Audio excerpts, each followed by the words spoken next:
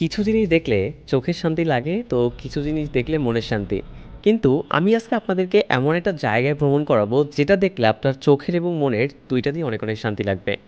বলছিলাম উলপুর জমিদার বাড়ির কথা। আজকের এই ভিডিওতে আমি আপনাদের উলপুর জমিদার বাড়ি ঘুরে দেখাবো এবং আপনি কিভাবে কোথা থেকে যাবেন এবং আপনার কত টাকা খরচ হবে এবং সেখানটাতে আপনার ঘুরতে কেমন লাগবে তার ওভারঅল একটা এক্সপিরিয়েন্স দেওয়ার ট্রাই করব। উলপুর জমিদার বাড়ি যাওয়ার জন্য আমরা কোটালীপাড়া থেকে একটা অটো রিজার্ভ করে নিই। সেই অটোতে সারাদিন ঘুরতে আমাদের টোটাল টাকা দেওয়া লেগেছিল মাত্র 900 টাকা।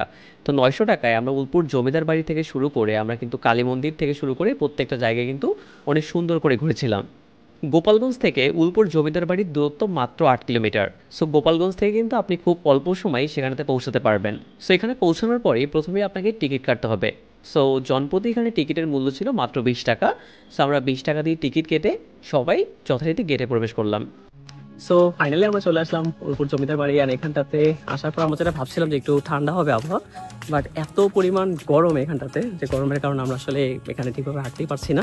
উলপুর জমিদার বাড়ি বাংলাদেশের গোপালগঞ্জ জেলার গোপালগঞ্জ সদর উপজেলার 12 নং উলপুর ইউনিয়নের মধ্যপাড়ায় অবস্থিত এক ঐতিহাসিক জমিদার বাড়ি। শোনা যায় রাজা বল্লাম সেনের আমলে এই জেলার পূর্ব সীমানায় খাট্রা গ্রামের অধিবাসী হিন্দু ধর্মাবলম্বীরা এই অঞ্চলে বসবাস শুরু করে। 19বিংশ শতকে এই অঞ্চলটি রানী রাসমণি এস্টেটের অন্তর্ভুক্ত ছিল, তাই এই অঞ্চলে এখনও অনেক জমিদারি বাড়ির খোঁজ পাওয়া যায়, যার ভিতর এই উলপুর জমিদার বাড়ি বিখ্যাত।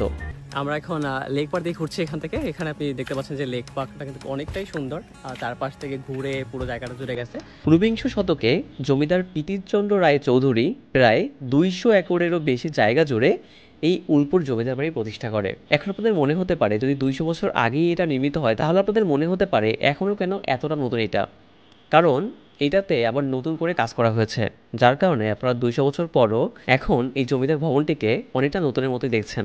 জমিদার বাড়ির পরিবেশটা এতটাই সুন্দর যেখানটাতে আপনি গেলে আপনার অনেকক্ষণ থাকতে মন চাইবে। সব থেকে ভালো লাগবে আপনার এই বিষয়টা যেখানটাতে আপনি অনেক অনেক ছবি তোলার বিভিন্ন স্পট পাবেন।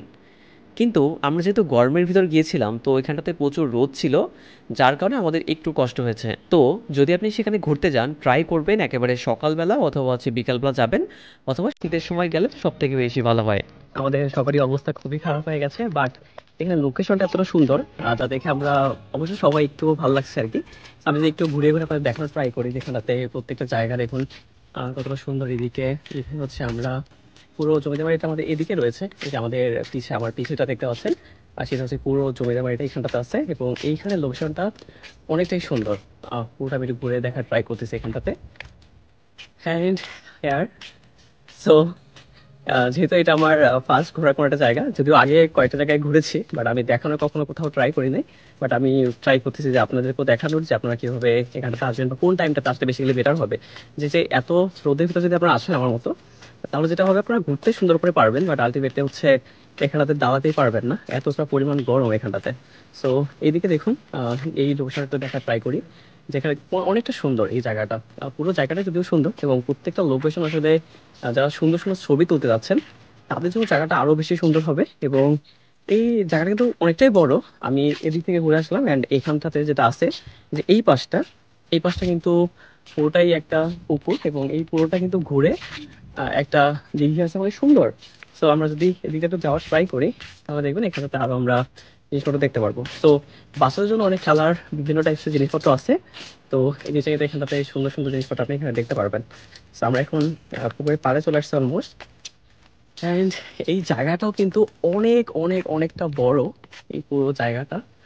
সো এই হচ্ছে অবস্থা এখানে। তো ভাই আছে আমার সাথে।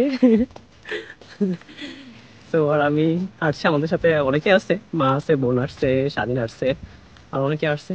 তো আমরা একটু ঘুরে ঘুরে দেখা ট্রাই করবো এখানটাতে, এইটুকু। ওকে, সো আমরা একটু পরে বেরিয়ে যাবো কালী মন্দিরের উদ্দেশ্যে। আমরা সেইখানটাতে একটু জায়গা দেখা ট্রাই করবো, যে সেই জায়গাটা কত সুন্দর। ওই জায়গাটা আরো বেশি সুন্দর। বেসিক্যালি হচ্ছে এই জায়গাটা স্বাধীন রিকমেন্ড করছে আমাদের, আর স্বাধীন কিন্তু একটু আগেই দেখলেন আর কি আপনারা, আমি আবার দেখাবো। ওকে, সো এই তো। সো চলুন আমরা অন্য জায়গাতে যাচ্ছি। উলপুর জমিদার বাড়ি ঘোরা শেষ করেই আমরা রওনা দিয়েছিলাম কালী মন্দিরের উদ্দেশ্যে। সো যারা উলপুর জমিদার বাড়ি ঘুরতে আসবেন তারা কিন্তু এই মন্দিরটাও ঘুরে যাবেন, কারণ এই মন্দিরের এইখানটাতে আসার পরে আপনি দেখবেন যে চারপাশটা অনেকটা ফাঁকা এবং অনেকটা গ্রামের ভিতর অবস্থিত হওয়ার কারণে এর চারপাশটা অনেকটাই খোলামেলা এবং প্রচুর বাতাস ছিল। সো বিকালবেলা যেহেতু হালকা একটু মেঘ করেছিল, যার কারণে আমাদের এই আবহাওয়াটা কিন্তু আরও অনেক সুন্দর ছিল।